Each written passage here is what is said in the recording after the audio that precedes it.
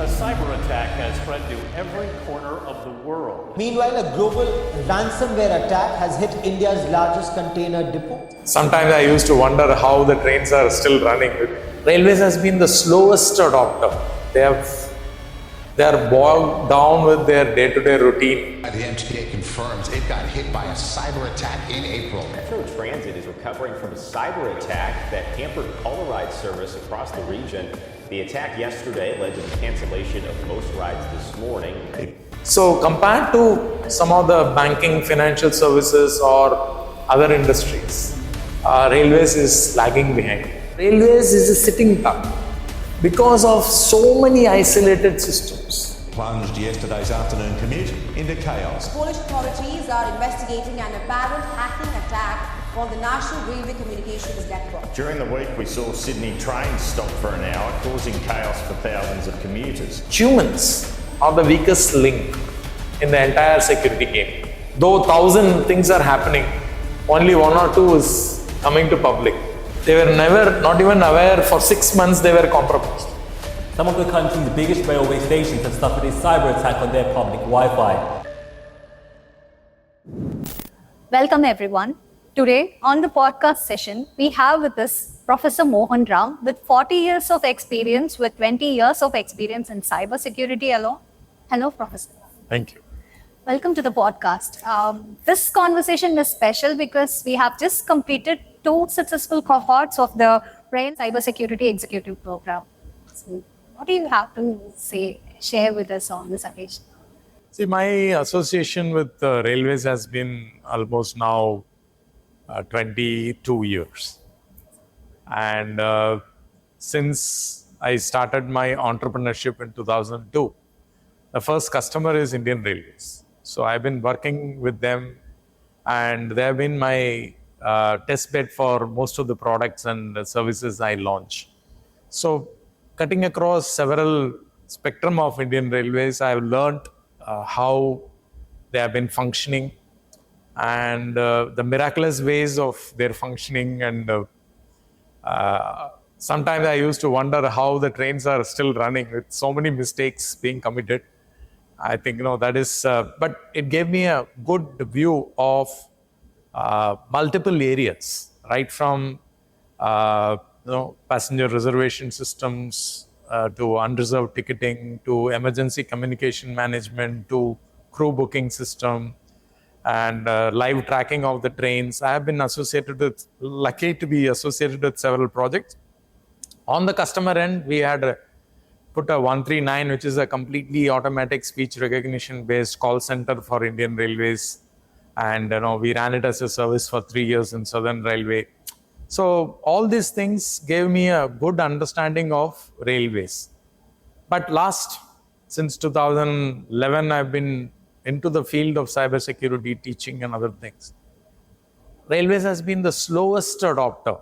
They are bogged down with their day-to-day routine in terms of operations and whatever is the set pattern which they have been running for 200 years. Security is not their priority. And we could see that even in the candidates who I have come to learn about cybersecurity. What will you do with that? They have no idea. But yeah, it's going to be the future is what they have. So compared to some of the banking, financial services or other industries, railways is lagging behind. And these 2 cohorts have shown us it's a very big mix of people. There are guys from Saudi who are running a very high level of automated metro systems.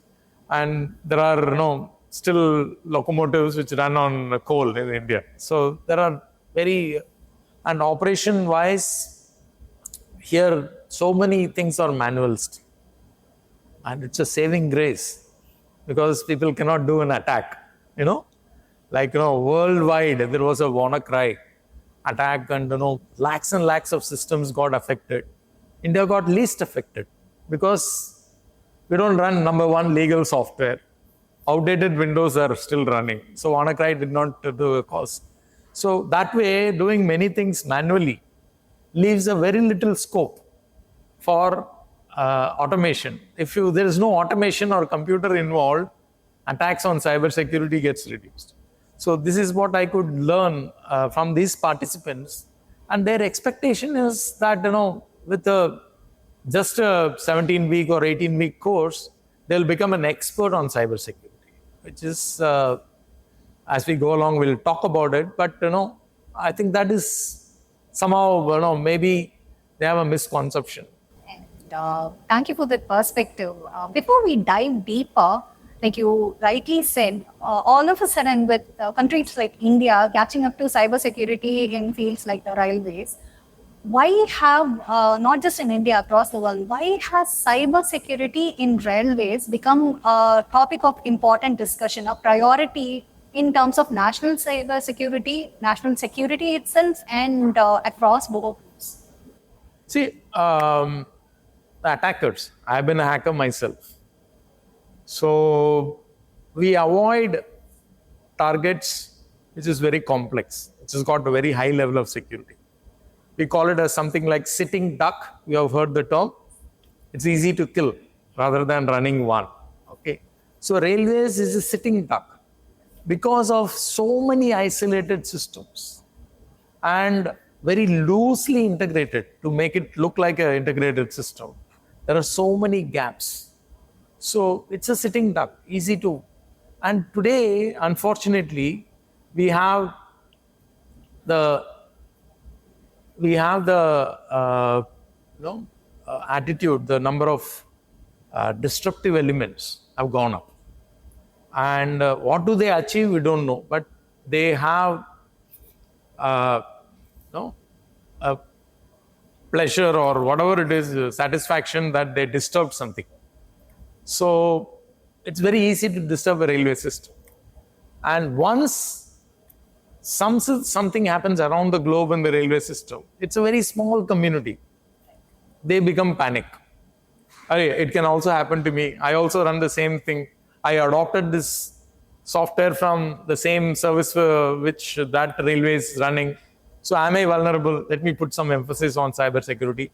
Instead of planning security, right from the design to deployment to testing to commissioning, we try and put an envelope of protection. And that is what is possible today because systems are legacy systems. So that is the challenge. Professor, you were mentioning that Indian railways are still way behind whatever is happening around the world. And like you rightly said, it is still seen as a service-oriented industry, but in reality, from behind the screens, it's basically a mechanical plus operations industry. How do you see cybersecurity fitting into the same? Okay, so this is another misconception people have. Something like cybersecurity is, as I said, it's an envelope on top of it. But cybersecurity is part and parcel of every system. And what happens is, anything which is getting automated, there is a man operating behind it. Whether it is operation or moving a locomotive or running the signal systems or controlling a segment or passenger reservation systems, and all this monitoring and everything is so manual. And they can always get tired, they can always do mistakes, and that is what leads to a disaster. But just to add to this point, Indian Railways per se has been putting a lot of effort in automation.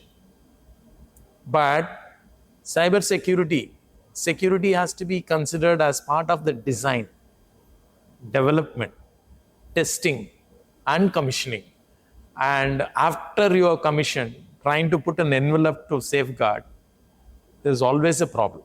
And the second aspect is because the humans operating there is not aware about the safety and security or how to do that operations. They have not been arraigned. So then it becomes a challenge. So because humans are the weakest link in the entire security game, cyber security. So humans are not aligned to cybersecurity is a problem which, but we also have moved, we have, I would say, the 4 different kinds of automated systems in place. One is the traditional railways, which the Britishers established, and we have just carry on the legacy. And then we have something in between, like flying railways and the suburban type of services, automated, and ticket vending and other things made easy, so people don't stand on the queue and other things. And then we have a metro. Now we have a bullet train. We have a dedicated rail corridor. So all types of automations are happening, but still none of them consider security at the design stage, at the development stage, or at the deployment, testing and deployment stage, or commissioning stage. I mean, like you rightly pointed out, there are attacks around the world, cyber attacks around the world. They are hacking entire metro systems, national railways, and statistics says that there has been a raise, 140% raise in terms of these kind of threats itself, and there is this wide gap, like you rightly said. While the threats keep increasing, we don't have enough manpower to balance it out. And I don't think I can emphasize upon the importance of the course such as ours right now in this context. So could you just elaborate on what kind of threats are hard to ignore right now or in the future, given India is slowly transitioning into a lot more machine-driven system instead of the traditional railway systems that we had? One thing which has happened in the past maybe 5 to 7 years is that people have started recognizing security is important. Okay, I have been to the control room of the entire Chennai division without any security. You can walk in. Now there is a guard and a biometric which is handling there, which means there is an improvement. People have recognized an important, because the control center, control room, what they call it, is the heart of the entire train operations. The controller who sits on the top of the chair decides whether to give a green or a double yellow or a single yellow or put a red and move the train off the track for another special train to come, or GM's train to come, VIP trains coming, all sorts of it's done in a split of a second decisions. But all those things are now gaining a security traction, which is a very good sign. But still a long way to go, because they are still dependent on many things manually being done. And when you have automation with a lot of manual intervention, there can be gaps. And that gap can be exploited by a good hacker. And that is what is happening. And because they don't have a skilled people to contain the damage, okay, it becomes a big news, big disaster, big problem which is there. And of course, one good thing in this last 5-6 years I am observing is somehow the government has managed to control the media. So, though 1,000 things are happening, only 1 or 2 is coming to public. 998 is put below the carpet. It's not that 998 did not happen, but only if you say 0, then how can it be possible? So just give something. That is what is happening there. And you did mention that the cohorts that you handle, they came from diverse backgrounds. They were people from the United Arab nations, and you also had people from India. So my question is, how did this kind of diversity, did it mold the flow of the course itself in some way? And what kind of perspectives do you think stood out in your observation? And also any innovative thought or any jarring misconception that you would like to cite? See, you may say operation, signaling, ticketing, or many of these operations, which is all very nice at the top level. But you go down, an application is there, and an application runs on a hardware, and the hardware has an operating system, and the hardware is networked. So it finally boils down to a layer of network security, hardware security, application security, which is broadly very well covered in our course. Application may be different. One is controlling a display, another is controlling a signal. But what is running behind is a computer, an application software, which is driving that. So the vulnerabilities across, there are some, 20% unique problems are there in the OT part of it. But IT, the computer, bottom line is a processor, a memory resident program, and a controller, which need to be protected, is common. So we didn't know. That was a problem for the guys who were from sales, because they have been selling a particular solution aligned to their company. But it was hard for them to realize ultimately it boils down to a hardware, a firmware, and an application and a database which need to be protected. And that is common. Cybersecurity is all about protecting these 7 layers of information systems. And all of them are there. And of course, applications differ, which can be very diverse for railways. But at the hardware level, at an operating system level, at the firmware level, it's the same. A PC is a PC. You may use it for booking the ticket at the counter, and somebody else may do a CAD drawing for building a building. But if it gets affected with a malware or a virus and gets locked, you cannot book the ticket, you cannot draw the drawing by the deadline. That is what we had communicated. Yeah, the expectation wise, I think, they all, as I said in the beginning, they all thought in this 18 weeks, they'll become a cybersecurity expert. Unlike data science or artificial intelligence or any other programming language, this field is very diverse. 70 plus specialized job roles, like a digital forensics expert, cannot do anything else. Okay, you can do network forensics and data forensics, mobile forensics, those sort of things. Even there is specialization. Nobody can do all the 7 types of forensics. A mobile forensics guy cannot do a cloud forensics, for example, because it's all areas of specialization.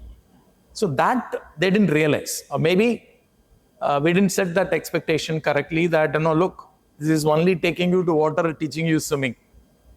What direction you swim, how long you swim, how much of depth you go, that need to be corrected. Having spoken about that, do you think professionals from signaling or rolling stock backgrounds who have no IT background at all, who have no exposure to how computers or systems work, how do you think they will fare well from a program like this? See, as I said, ultimately, humans are the weakest link. Okay, whether they do signaling, whether they do rolling stock management, or whether they do the ticketing management, or any of the IT network or the control room operations or anything, it finally boils down to having a common sense of detecting something going wrong early and alerting the right person within the organization. That is all cybersecurity is. That is what is important. Could you walk us through how this entire executive program has been designed, the overall structure and the flow?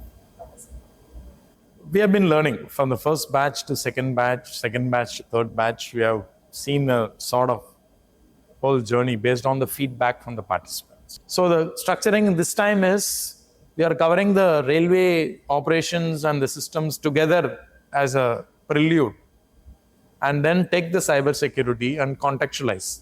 Hey, you learned that. Here is a security vulnerability. Here is how you assess the threat. Here is how you predict the threat. Here is how you detect the threat. And here is how you protect. So that linkage they are able to make. So the first few weeks is based on dedicated railway operation part, because somebody will be in signaling, will not know about the operation part or the control room. Somebody in the control room may not know completely about the ticketing part. So let us homogenize that. And now when the case study is being presented, they were able to be related. So again, we have to learn from this batch whether this is working, and then Whatever is the small gap, as I said, 60 to 80, maybe this batch will reach 90, 95. And then, improving the last 5% is always a difficult task. But even if 95% we are able to reach, I think it will take off in a big way. That's what we are hoping on. And also the people who operate, like you rightly mentioned. Despite this course of evolution, there has been a lot of appreciative feedback for the practical exposure that this course has given people who participated. Like I understand that there were red team, blue team, pink team walkthroughs, actual walkthroughs through real-time incidents or simulated incidents. Could you please? Yeah, so one of the very special feature of the cyber course from IITM Pravartak is 60% is hands-on. Okay, so yeah, 40% is still theory. You need to have foundation strong, because we always believe strong foundation and then emphasis on methods and processes, and then finally the tools. So yes, so whatever it is, 60% hands-on is done on a cyber range, which is essentially like you have a shooting range to practice shooting, you have a cyber range to practice an attack and defense. So that is an environment which is online available 24/7 at your convenience. You can practice the learning, and that has been a very well appreciated. And of course, we also have a clarification session with the professors who have taken those subjects to specifically an organization thing which you cannot talk in the public in the classroom. You can have one-on-one discussion with the faculty. Those are all very well appreciated, and feedbacks have been very positive. And of course, the final climax is on the boot camp, which happens in the campus. And there we do the red team and blue team and capture the flag type of event. So at least 5 to 7 flags people are catch individually, and then they work as a team. So one team will attack the other one, and the other team will defend it, and then they interchange. This team attacks and that team defends. So that's the way you learn on a practical live environment. In case any incident happens in your organization, you are ready to go and apply the tools, whatever you have learned. So almost close to about 60 plus tools are covered hands-on, and introduction to 90 plus tools are done over this 18 weeks. And many of them are open source or very small investment. You can invest to assess the threat, predict the threat, detect the threat, and protect. Okay. Of course, protection is expensive, but at least you can take a proactive action to assess, predict, and detect the threats. That's what we are aiming at this course. I understand some complex standards like linkage to EN 50701 were also introduced as part of it. Can you please elaborate on that? So, no, there have been several ISO standards which is recommended, especially the European Union and NIST, the National Institute of Standards and Technology of US, has been working mostly on the embedded systems and the controllers, OT security type of things. So it's still a long way to go for an organization to adopt. As I said, you may need about 100 security professionals to manage one of these implementations. Do we have 100 people on railway cybersecurity today? No. So it's a chicken and egg problem. Yeah, it is evolving, and we will reach that goal because worldwide things will get standardized. Now, our Prime Minister is talking about running a trail from Bombay to Europe through Dubai and all these places. So, and such integrated transit movement happens, international standards will have to be adopted. So there is a huge opportunity there. Do you think the current railway and gap that exists in railway cybersecurity adoption, should they be developing a specific compliance list where they kind of anticipate what kind of threats? Because going forward, there is going to be mass tech adoption. I think that is where the standards become very important. The cybersecurity framework or ISO 27000 type of standards, you adopt it and implement it, it gives you a lot of checklists and checks and balances to identify if something. There have been several organizations I have investigated. They were never, not even aware, for 6 months they were compromised. Somebody has stayed in their network and been stealing for 6 months, small amount, which on a macro level doesn't make any difference. Like you are handling say 1 crore transaction or 1 crore of rupee per month, taking a 10,000 rupees out of your account, you don't notice it. Am I right? If you are dealing with 10,000 rupees, if 1,000 rupees is missing, you will immediately notice. On a 1 crore, 10,000 rupees is 0.1%, so it doesn't matter. You understand? Somebody has been staying in the network for 6 months and taking every day 10,000 rupees from different heads and taken out a lot of money. So people are not aware of that. So I would say that, it is again coming back to the thing, people's role is very, very important there. And skilled people requirement is very high as well. What are your closing words? We have spoken about, you have touched upon every possible avenue that can be spoken on this specific topic. So, Professor, what do you have, if you were to give us a few words on what future participants can anticipate, how they can prepare themselves, or even in a general sense, a general manner of speaking? Like you rightly said, people's perspective around cybersecurity and safety itself has to shift. So what are your words for us? I think, though we are calling this as a Rail Cybersecurity program, it is cybersecurity emphasis. Okay, we are giving the instances and systems and management processes related to railways. But as I said, the basic hardware, the basic network, basic application security is going to be the same. So they can contribute for any digital world or digital applications across any industries. Because what I find is it's going to move into some sort of convergence, that this specialization and the silos is going to break. They will all get into one single, like a first responder to a country rather than a first responder to a railways or a first responder to a bank or a first responder to an airlines. It will become a national priority. So this course, since the way it is structured, it is very generic. It teaches you, as I said, 60 plus tools and 90 exposes to 90 plus tools, which is the common industry standards. Because there are more specialized, expensive tools we are not exposing. But tools is not the matter. If your foundation is strong and methods and processes are strong, tools are incidental. And most of the tools will do the common things only. So this course enables you, even if something happens to the railway industry and the company you are working for has not got a project, we can shift to any other cybersecurity role because it prepares you for that. So it's a very, as I said, cybersecurity ultimately boils down to a computer or a processor or a controller, which is common. There's no distinction whether it is railway application or a banking application. So they can shift. So it helps them to very quickly adopt a changing job scenario. Nobody knows 5 years down the line what is going to be the future of a data scientist, what is going to be the future of an AI specialist, what is going to be the future of a Java programmer, what is going to be the future of any other skills.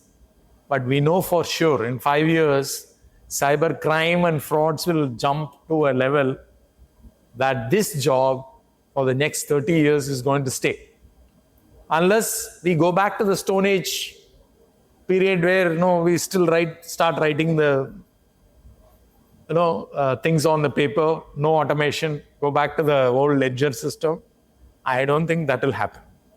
But 30-year perspective, if we can visualize, I think cybersecurity is the field to be in.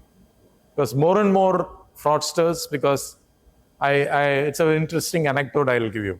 When I start the class with IIIT students, a class of 150, I asked them, why did you take this course? Why do you want to be a cybersecurity specialization?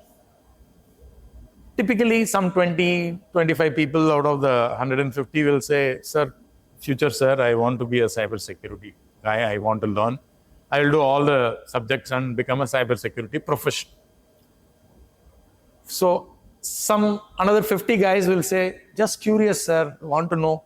Everybody talking cybersecurity, I want to learn. So 50% of the class is on that side. Another 50 guys will say, sir, we have learned from the seniors, you give very good grades. So I need a good CGPA, so I have taken this course. Very honest feedback.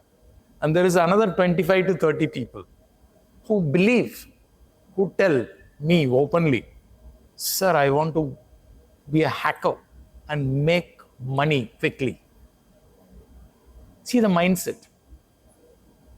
I said, all of you get out of the class. I am not going to teach you. Then they will come and say, no, I was joking and all. Because as a professor, I have no condition of sending them off. But but that's a mindset. People think hacking is easy. They are not taught that it is wrong to hack somebody's account and take money away. Stealing is bad. No, the moral value is gone.